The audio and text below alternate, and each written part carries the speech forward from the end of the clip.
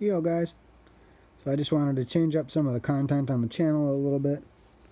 Give you guys a look at one of the gaming peripherals I got last year. That's been keeping me going here. And this baby is the Cre3d controller. Made by Mr. Cre3d himself. That's what the back looks like. Those are little finger rests. You can rest your pinky underneath, and if you want, if the game lets you, you can rest your middle finger on top. It gives you a better grip. I still think there's improvement back there. Like you could do something to make that pinky feel even, even like a dome over your pinky, so you can like push the, if you wanted, you could push the back of your, almost like a slot. You can, or like a finger trap right there, where you could put your pinky.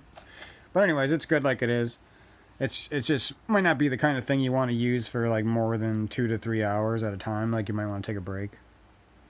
So that specific part where your hand's crunching like that kind of gets a break. That's about it. Besides that, it's like I have small hands and it's really easy to hit most of these buttons. The only button that's hard is that one, and it's really not that hard. Clicking in the sticks is a little hard, so I would recommend not doing that for anything important, at least. But yeah, it's a 3D printed custom controller that some dude made. I don't know if he ever shared his name or not, but he goes by Cre3d Controllers. I'll have him linked in the description.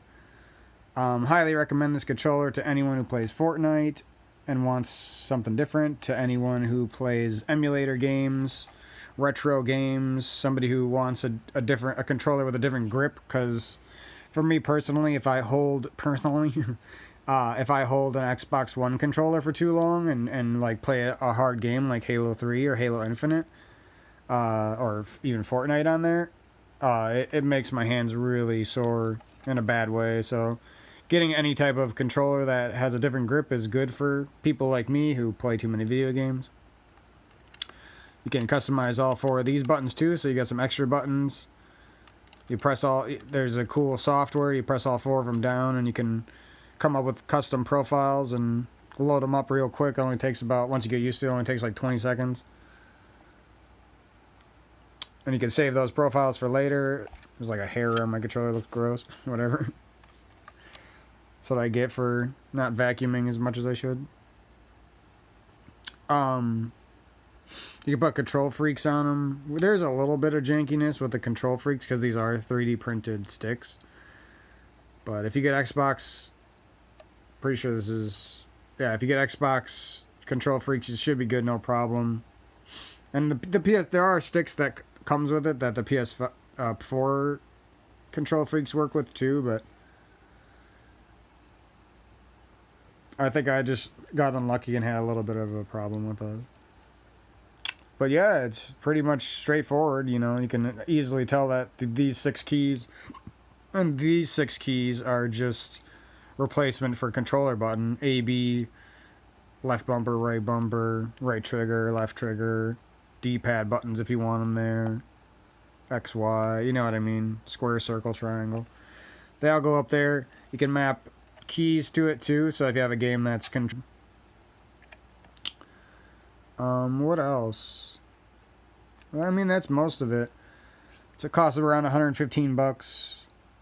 You can, some of the biggest reasons I bought it were I needed a different controller. I wanted to try Fortnite with something else, but then I ended up not really enjoying Fortnite anymore. So I have this sitting around for other things.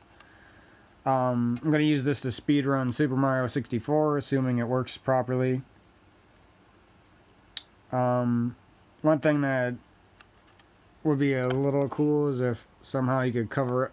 You just kind of feel bad, like, being able to see the inside of your controller and, like, let extra dust get in there. Maybe if you could come up with some way for that to be fixed. I don't know.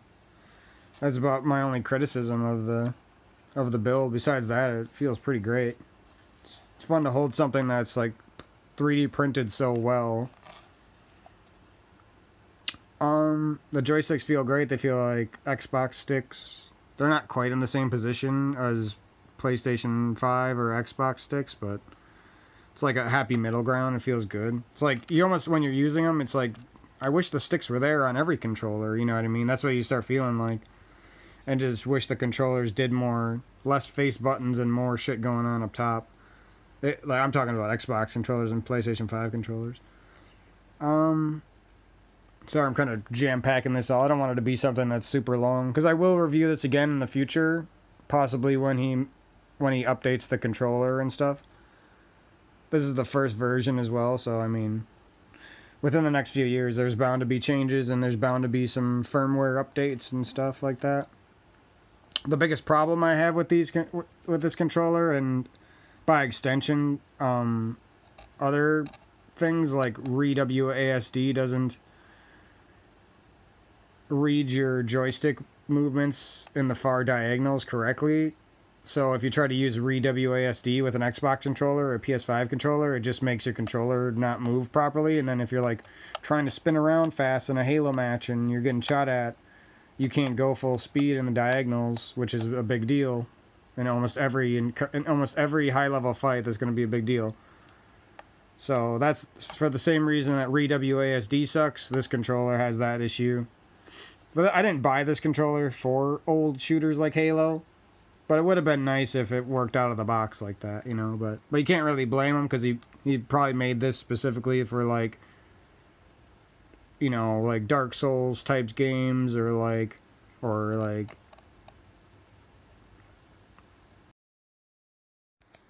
okay, so I think my Google Pixel is finally on it's got its old man card, you know. It's recording a video. Something went wrong. Part of this video may not have... I don't want to trouble you guys with it, but I just want to fucking rage, man. Like, come on. I swear they make these cell phones to... Can't record audio. Another app is using the mic, but it's probably recording. Whatever.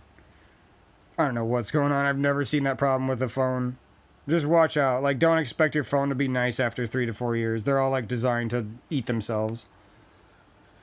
But yeah, I give this controller, like, I don't know, like a 9 out of 10. I would give it a 10 out of 10, but that one's pretty big, because that affects games like Grand Theft Auto 4, Halo 3, other older shooters and first-person, third-person games. Not exactly... I'm actually working with the guy to try to figure out what would need to change with the way this controller reads the dead zones and reads the movement.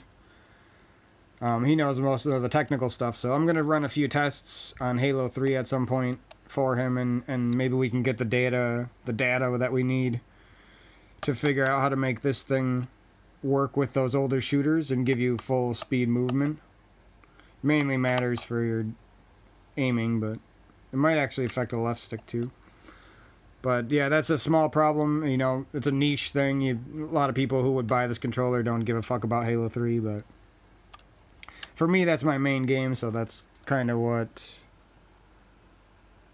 It's kind of a good thing, though, because now I'm not breaking this controller all the time, and I can just use it for casual games like Sekiro and Legend of Zelda and stuff like that. Games on emulator. Enter the Gungeon plays really good on this thing. So that's this is my first review of the Cre3d controller. I'm sure I'll make another review down the road at some point. Update review or something. And yeah, that's pretty much it. Comes with a mini USB. It's not the newest micro USB, I think. No, I don't know. It comes with a USB that goes in there pretty securely. Not the biggest fan of the cord coming out the bottom, but it works. It would be awkward coming out the top too, especially for like taking it apart and stuff.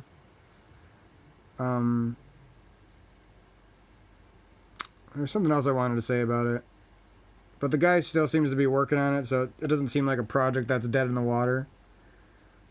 And the software is great, so for like 90% of gaming purposes, 95%, it's an amazing controller. Better, and the reason, this is the last big thing that makes it amazing, is that you can take it apart pretty easily just by taking out a couple screws and taking the plastic pieces apart. But so if your joystick, the main thing that's going to break on here is not going to be these keys, and those are probably easy to fix anyway if they do break. but your joysticks might break eventually, especially if you're playing Fortnite. And I haven't tested this game on Halo Infinite. That'd be interesting to see if... I haven't tested this game. I haven't tested this controller on Halo Infinite. It'd be interesting to see if it has that. I'm actually going to do that at some point. Maybe before my next review, I'll do that. To see if these joysticks work properly on a newer shooter like that. And, yeah, so you can... The main board inside of this is repairable. You can just order one from him. And then that's all you would have to do is take it apart, take the board or whatever that's in there. PCB, I don't know what it's called.